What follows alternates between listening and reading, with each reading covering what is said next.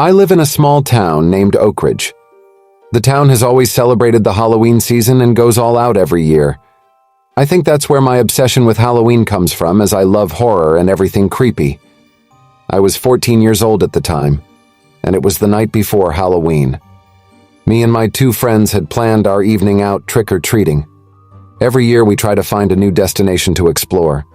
I had done some research on Google and found a small neighborhood about 20 minutes from mine. Me and my friends went shopping 2 weeks before to plan and prepare our costumes. I decided to go as Michael Myers's, as the Halloween collection was my favorite horror film. My friends decided to go as Ghostface and Freddy Krueger. We spent hours on our costumes as we wanted them to be as realistic as possible. Those 2 weeks passed by in the blink of an eye, and the night had finally come round. But I wish it hadn't. My friends got dropped at my house and we decided to walk to the neighborhood, as we didn't tell our parents, as we knew they wouldn't want us going that far out.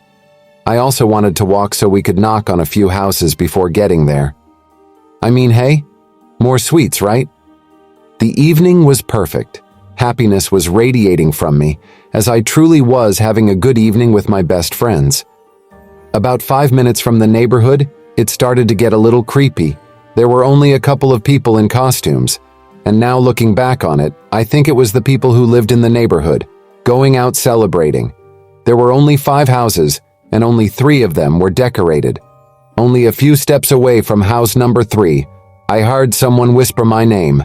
I jumped out my skin, slapped my friend on the arm, and said that it wasn't funny. They replied, "What? I didn't do anything?" "Weird. I thought you whispered in my ear," I said in a scared tone. We carried on, walking up the trail of footprints they had carved into their floor for decoration. I rang the doorbell and a big fake spider had fallen on my head. I jumped back. I was shaken up, mainly due to the fact I had heard a whisper just now. The door opened slowly. "Happy Halloween," we all shouted. The house was generous and gave us lots of sweets. They said that no one normally comes by, but they all always decorate for the season. We decided to venture on to the next house, and this is where things take a turn for the worst.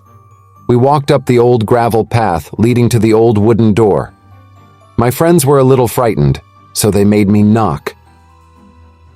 Just as I lifted my arm, the door slowly creaked open. I froze in fear.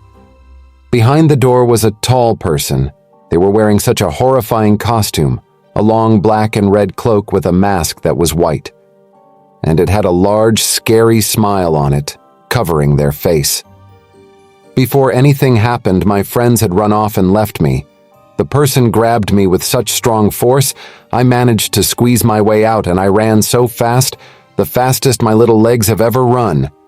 About 45 seconds had passed, and I looked back to see if I was being chased. All I could see in the distance was them standing at the end of their house watching me. I made it home safe, and my friends were at my house telling my parents everything.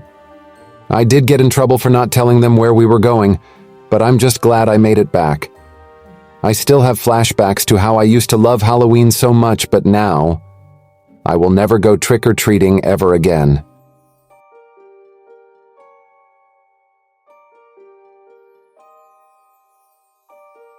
Every year, my mom and dad always celebrate Halloween.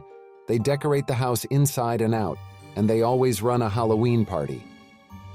It was 2018, and I was 19 years old at the time. Something felt different about this year's party.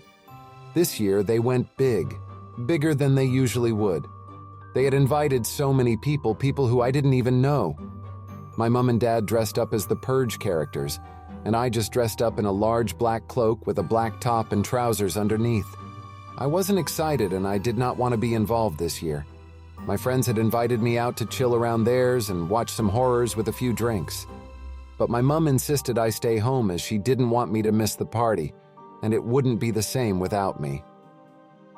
We spent all day getting food and drinks ready, and before I knew it, people were arriving. I did start to feel uncomfortable when everyone was arriving, due to the fact there were so many people I didn't know. I was confused, as they never invited this many people. I decided to push it past and enjoy the night, as I guess it's only once a year. The evening started well. I ate and drank a lot. I did hover around my mom and a few friends of hers I knew. I just kept drinking to pass the night away. The music was blasting and I was actually having a good time. I decided to use the toilet as I had drank so much. I slowly walked my way to the toilet upstairs as everyone had been using the downstairs one. I was a little tipsy, which caused me to become dizzy. I finally made it to the toilet, and just as I was washing my hands, I noticed a strange shadow go past me in the mirror. I looked around and there was nothing. I didn't think much of it as I was tipsy. I just thought I was seeing things. So I thought. I headed back downstairs and continued with the night. It was all going well until then music had turned down and the lights started flickering. They then turned off for 5 seconds, which seemed like 5 minutes.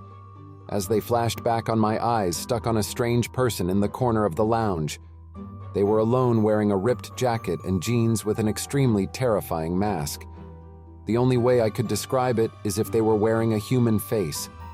Before I could even think, the lights flashed back off and then on again. Once they came back on, I was pulled backwards and screamed. As I turned around, it was my stupid brother trying to scare me. I headed to the kitchen for a drink of water as my brother frightened me, and because I thought I was hallucinating. A fresh glass of water did me good. As I looked up from the kitchen sink, I saw the same person with the mask. I turned around so quickly that I nearly lost my balance. "Who are you?" I said in fear. No reply. "Do I know you?" I said in an angrier tone. Still, no reply. It crept slowly towards me and I screamed. I screamed so loud I lost my voice for a second. My dad had come running down the hallway and the others had followed him. The person looked to the back door and ran off before anyone got there. I was in shock, my breathing was heavy. It took me a while to explain to my dad what had happened. He stormed out the door and went looking for the person. He didn't find anything. The police were informed and took my statement. They searched our area and nothing was reported back. I know it was 5 years ago, but I still get anxious every Halloween and find myself thinking of what could have happened and why they were after me. I guess I'll never have any answers. Me and a couple of my friends always try to make Halloween as terrifying as possible. 2 years ago, we explored an abandoned hospital, but did not find much as weren't really scared. Last year, we decided we should explore an abandoned house. The reason it was abandoned was said to be because of financial difficulties, so nothing scary. I was 21 at the time, and my 3 friends were also 21. Looking back on it, I really don't know why we tried getting ourselves into bad situations. It was a stupid idea. We had planned the night about a week before Halloween. The reason we decided to explore it was because my sister had told me about it, and she knew we liked the fear. Now Halloween soon came around quickly. We prepared for the night on the morning of Halloween. We had a rucksack with torches, snacks, sweets, and alcohol. We headed out at 9 at night when it was pitch black. It took us 35 minutes to get there, and we decided to walk it so we could try to look out for creepy things on the way. We went down a couple of lanes and found it. It was fenced off but easily climbable. As expected, the windows were smashed and the door was hanging on by a thread. The house was overgrown with grass and almost falling apart. I mean, it has been abandoned for 10 years. We explored around and it wasn't that great, just empty rooms and a lingering smell of decaying furniture and dampness. I wandered into this room and I noticed a little setup in the corner. A pillow and duvet were both covered in dirt and what looked to be a bloodstain, which did creep me out. We explored all the rooms and nothing, so we decided to just head back home and knock on some doors on the way. As we were leaving the room, at the end of the corridor stood a tall man. He was wearing a clown costume which was torn, and a very disturbing clown mask. He stood still for around 10 seconds, which felt like 2 minutes. He then turned his head sideways and walked to us very slowly. Now, in this moment, we knew we had messed up. I decided to make the move and get out. My friends followed right behind me. I went to the nearest room and jumped out, the broken window cutting my leg doing so. It hurt, and I am left with a scar. The clown was behind us. I knew we couldn't jump the fence in time, so I ran around the area. and thankfully I found a broken part of the fence.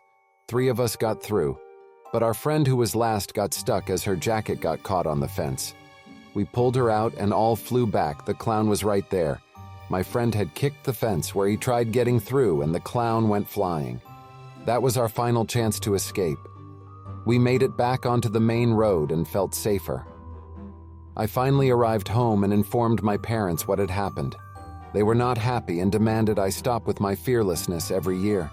I have in fact now learnt my lesson and would never mess around like that again, especially on Halloween.